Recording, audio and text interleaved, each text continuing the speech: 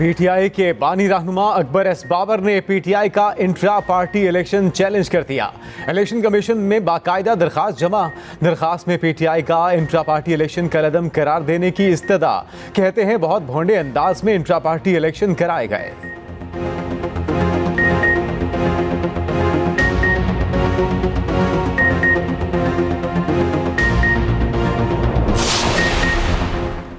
Pakistan stock exchange तारीख की बुलंद तरीन सतह पर पहुंच गई। 100 इंडेक्स 63,000 पॉइंट्स की हद उबूर कर गया। 100 इंडेक्स में 500 पॉइंट्स तेजी। उधर डॉलर की कदर में 15 पैसे की कमी, 284 रुपए 37 पैसे पर बंद हुआ।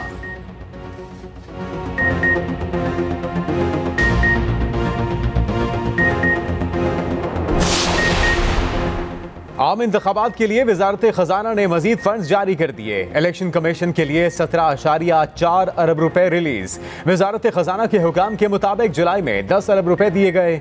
जारी रकम 27 अरब 40 करोड़ रुपए तक जा पहुंची। बजट में आम इंतखाबात के लिए 42 अरब रुपए मुख्तस। गुज़िश्ता रोज सेक्रेटरी खजाना ने इलेक्शन कमीशन हुकाम से मुलाकात भी की।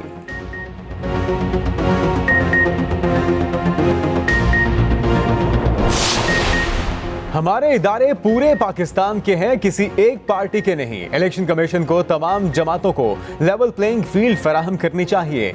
स्पीकर कौमी असेंबली राजा परवेज अशरफ की न्यूज़ कॉन्फ्रेंस। मजीद कहा, बदकिस्मती से इलेक्शन में कोई ना कोई तनाज़ा बन जाता है।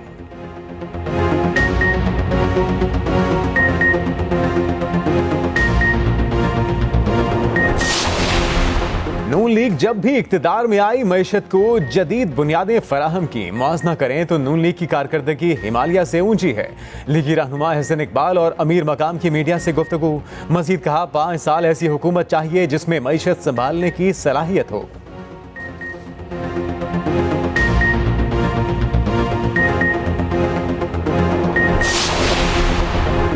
टिकटों की तकसीम के लिए लीगी क़यादत की एक और बैठक। मालाकंड और हज़ारा डिवीजन के उम्मीदवारों के इंटरव्यूज।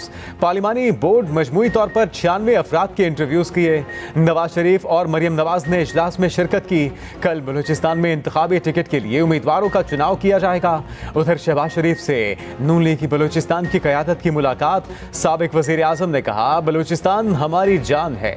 16 माह में सबसे ज़्यादा बलूचिस्तान में गया। सूबे की तरक्की को पाकिस्तान की तरक्की का नागुज़ीर तकाज़ा समझते हैं।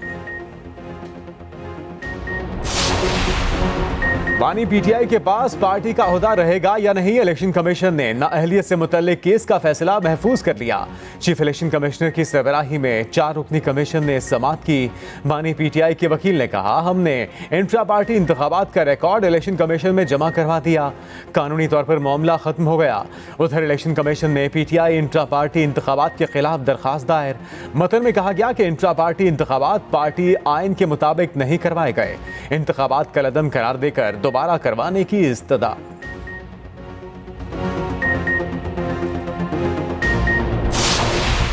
गैर शरई निकाह केस। मजीद एक गवाह ने बयान कलम बंद करवा दिया।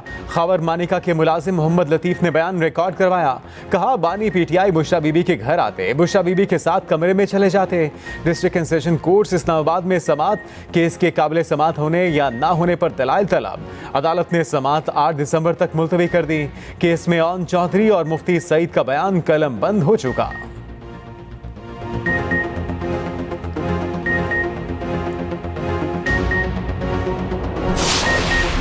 ओवर बिलिंग की मद में किस कंपनी ने अवाम को कितना लूटा? सार्फिन से बिजली कंपनियों की लूट मार सामने आ गई। 2 माह में अवाम की जेब पर 650 अरब रुपए का डाका। डिस्कोस ने 1.5 करोड़ से जायद सार्फिन को ओवर बिलिंग की। नेफ्रा रिपोर्ट में होशरुबा इंकशाफात। डिस्ट्रीब्यूशन कंपनी मैपको लूटमार में सबसे आगे। कंपनी ने जुलाई में 57 लाख सार्फिन से रकम बटोरी। गेपको ने सार्फिन को ओवर बिलिंग के जरिए अरबों का चूना लगाया। अगस्त में गुजरांवाला रीजन के 12 लाख सार्फिन को 30 दिन से जायद के बिल देने पड़े। फेस्को ने जुलाई में 8.5 लाख सार्फिन से ओवर बिलिंग की। लेस्को भी पीछे न रहा। जुलाई में 6,85,000 सार्फिन को ओवर बिल भेजे गए। हेस्को ने जुलाई में 5,21,000 सार्फिन से रकम हथियाई। के इलेक्ट्रिक ने 77,000 सार्फिन को मीटर की गलत तस्वीर वाले बिल भेजे।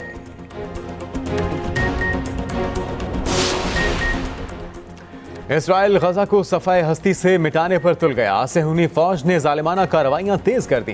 काबिज फौज शिमाली गजा में 2 स्कूलों पर चढ़ दौड़ी। हमले में 50 फलस्तीनी शहीद, सैकड़ों जख्मी। इसराइली टैंक और फौजी गाड़ियां खान यूनिस में दाखिल। घरों, कमर्शियल सेंटर्स और पनाहगुजीन कैंपों पर बदतरीन बमबारी। बेघर फलस्तीनियों को इलाका छोड़ने के अहकामात। इसराइल की आलमी इदारा सेहत को 24 घंटे में गोदाम छोड़ने की वार्निंग।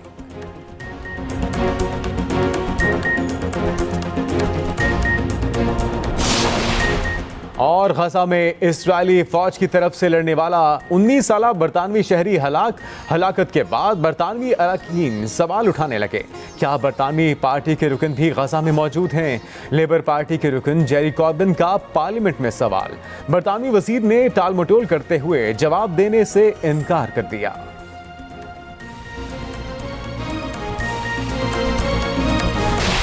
जेल में बैठे शख्स को जब जब मौका मिलता है वो रियासती अदारों, रियासत पर हमलावर होता है। उसका सबसे पहला एजेंडा जो उसको दिया गया था वो था मईशत को कमजोर करना, ताकि पाकिस्तान मुखालिफ कुव्वतें पाकिस्तान पर वार करने में उनको आसानी हो सके। आज वो धमकी ये दे रहा है शेख मुजीब से अपनी ममासलत, अपने आप को उससे मिला रहा है। आलमी एजेंडा पूरा करने के लिए कैद में सहूलतकारी जारी। जेल में बैठा शख्स मुजीबुर रहमान बनने की धमकी दे रहा है। रहनुमा मुस्लिम लीग नून मियां जावेद लतीफ की मीडिया से गुफ्तगू। कहा, मौका मिलने पर वो खारजा और दाखिला पॉलिसी इदारों पर हमला करता है। मईशत मजबूत होने तक साजिशों से बचा नहीं जा सकता। पीपल्स पार्टी को कहूंगा कि अंदरूनी सिंध की फिक्र करें। सिंध के अवाम से किए सुलूक का जवाब 8 फरवरी को देना पड़ेगा। अज़मा बुखारी ने कहा कि पीटीआई मुल्क को बदनाम करने का मौका जाने नहीं देती। बानी चेयरमैन की करप्शन के सबूत सामने आ चुके।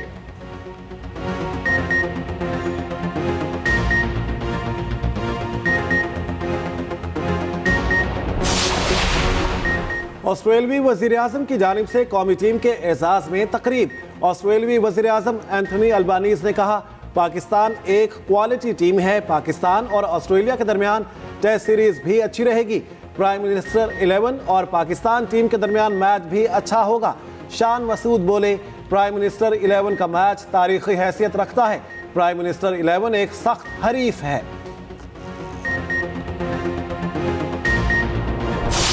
पाकिस्तान वुमेन टीम ने दूसरे T20 में न्यूजीलैंड को हरा दिया। कीवीज के खिलाफ पहली बार T20 सीरीज जीत ली। डोनेटन में दूसरा T20 मैच पाकिस्तान ने 138 रन का हदफ दिया और ताकुब में न्यूजीलैंड की टीम 127 रन बना सकी। सीरीज में 2-0 की फैसला कुन बढ़तरी हासिल। सीरीज का आखिरी मैच 9 दिसंबर को क्वींसटाउन में खेला जाएगा। निगरान वज़ीर आज़म की टीम को मुबारकबाद।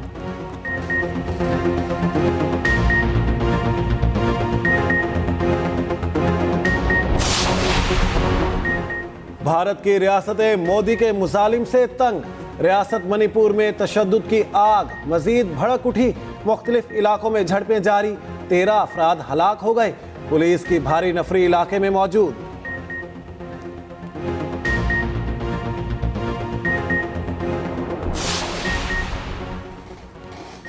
मोदी के इक़्तिदार ने हिंदुस्तान को तकसीम कर दिया। शुमाली और जनूबी हिंदुस्तान की तकसीम वासे होने लगी। हिंदुस्तान के खुशहाल रियासतों ने मोदी को मुस्तरद कर दिया। जनूबी रियासतों में बीजेपी को शिकस्त फाश का सामना। हालिया इंतखाबात में भारतीय हुकूमत को इंतहा पसंद पॉलिसियों का समर मिल गया।